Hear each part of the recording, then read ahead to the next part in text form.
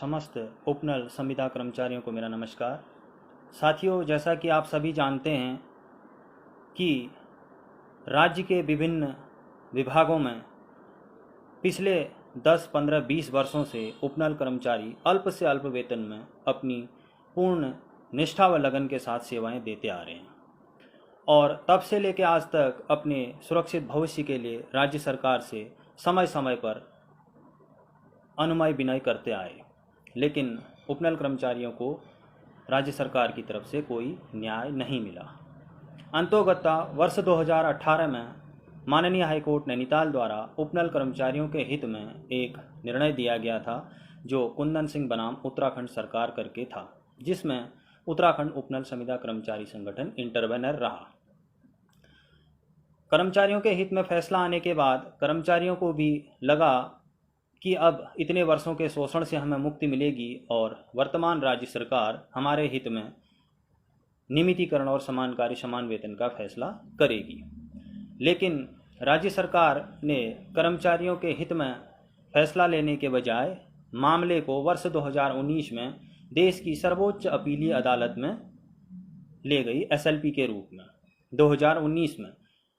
तब से लेके इस मामले को, जो कुंदन सिंह बनाम उत्तराखंड सरकार है, माननीय सुप्रीम कोर्ट में उत्तराखंड उपनल संविदा कर्मचारी संगठन पूर्ण रूप से इसमें ठोस पैरवी हेतु जो भी वाद से संबंधित चीज़ें हैं उसको देख रहा है। साथियों, 2 वर्ष से इसमें कोविड-19 के कारण सुनवाई होने में विलंब हुआ। उसके पश्चात जब भी इसमें जो भी सुनवाई हुई, आप लोगों के आर्थिक सहयोग से ही, आप लोगों के पूर्ण आर्थिक सहयोग से ही उत्तराखंड उपनल संविदा कर्मचारी संगठन द्वारा समय समय पर केस की महत्वता और केस से संबंधित जिस तरीके का भी इसमें दस्तावेज थे, कागजी कार्रवाई थी, फाइलिंग था, उन सबको पूरा किया गया तथा केस की स्थिति को देखकर इसमें जब जब जिस तरीके की अधिवक्ता को खड़ा करना था, चाहे वो सीनियर अधिवक्ता हों या जूनियर अधिवक्ता हों, उनको वाद के लिए माननीय सुप्रीम कोर्ट में संगठन द्वारा खड़ा किया गया और इस केस को तब से लेके अब तक लगातार जीवित रखा गया है कर्मचारी हितों के लिए।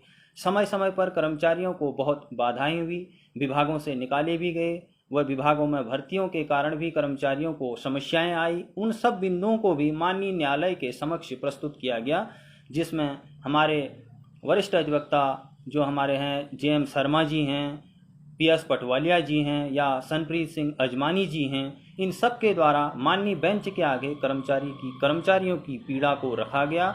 वह कर्मचारियों के साथ हो रहे अन्याय और शोषण को कोर्ट के समक्ष प्रस्तुत किया गया। साथियों, जो इससे पूर्व की सुनवाइयां थी, उन सभी सुनवाइयों में लगभग मामले को बेंच द्वारा पूर्ण सुन लिया गया है।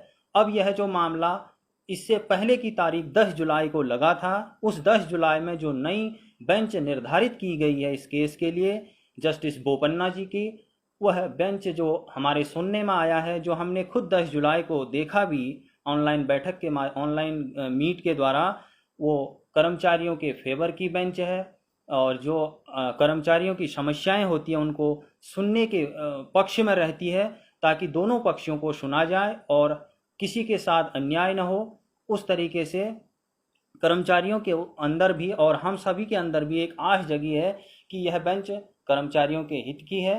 तो हो सकता है जो आगामी हमारी तिथि अगस्त की लगी हुई है, इस तिथि में उम्मीद करते हैं कि कुछ न कुछ कर्मचारी हितों में मिलेगा। जो भी देखो, संगठन का काम है अच्छे से अच्छे सर्विस मैटर के हों, संवैधानिक हों, अधिवक्ताओं को खड़ा करना और न्याय दिलाना है बेंच के हाथ में। न्यायालय का जो भी फैसला होगा वो हमें मंजूर होगा। हमारा काम है अपने पक्ष को मजबूती से रखना और इस मैटर में अधिवक्ताओं को खड़ा करना। अब रही बात साथियों, आज तक जो भी वाद व्यय हुआ था वह आप सभी लोगों के आर्थिक सहयोग से ही हुआ था और आप ही साथियों ने माननीय हाईकोर्ट से लेकर माननीय सुप्रीम कोर्ट दिल्ली तक इसमें जो भी अधिवक्ताओं की फीस दी गई थी वह आपके सहयोग से ही वहन किया गया है। और कुंदन सिंह केस को एकमात्र उत्तराखंड उपनल संविदा कर्मचारी संगठन देख रहा है। और कई साथियों का इसमें सवाल होता है कि केस में विलंब हो रहा है, केस में देरी हो रही है। साथियों, संगठन उतना ही कर सकता है जितना कोर्ट की मर्यादा और कोर्ट के अभिलेखों के अनुसार चीज़ें होती हैं। हमें चीज़ों को प्रस्तुत करना है, बाकी न्याय जो भी बेंच बैठी है उसके हाथ में है। और दूसरा, कई साथियों के जो हमारे सोशल मीडिया पेज वगैरह बने हैं या जो भी माध्यम हैं उनमें सवाल है, जैसे आर्थिक सहयोग से लेकर है। कुछ साथी कहते हैं कि गूगल पे, फ़ोन पे नंबर वगैरह दे दीजिए। साथियों, मैं आपको बता दूं, यह संगठन का खाता है, यह संयुक्त रूप से चलता है। इसमें किसी भी तरीके से गूगल पे, फ़ोन पे या पेटीएम आदि माध्यम से किसी व्यक्ति विशेष का नंबर पे मैसेज से हम लोग ट्रांजैक्शन नहीं करते हैं।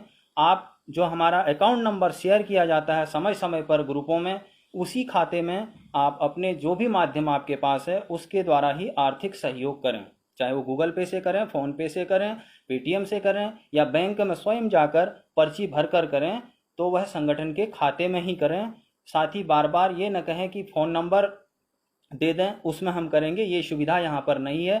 ये इसलिए नहीं रखी गई है क्योंकि संगठन के प्रति एक विश्वास बना रहे, किसी तरीके का भी कोई साइबर क्राइम या अपराध इसमें ना हो या कर्मचारियों के साथ कोई धोखाधड़ी ना हो, इसलिए यह ट्रांजैक्शन का माध्यम इसमें नहीं रखा गया है। तो साथियों, अब जब अंतिम निस्तारण के लिए फैसला लगा है, आपने देख ही लिया, राज्य सरकार ने 3 वर्षों में हम उपनल कर्मचारियों के एक फूटी कौड़ी तक नहीं बढ़ाई है। महंगाई का दौर है, हर तरफ महंगाई बढ़ रही है। राज्य सरकार ने इन 3 वर्षों में जब हमारे वेतन में इस महंगाई को देखते हुए कोई भी वृद्धि नहीं करी है, तो आप समझ सकते हैं कि हमारी लड़ाई इतनी भारी भरकम राज्य सरकार से है और ऊपर से हम अल्प वेतनभोगी कर्मचारी।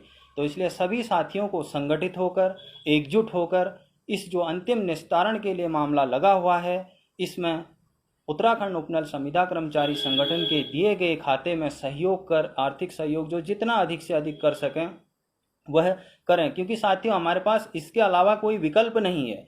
बहुत से साथी 40-45 उम्र से अधिक हो चुके हैं। अब ऐसी उम्र में जाएंगे भी तो जाएंगे कहाँ?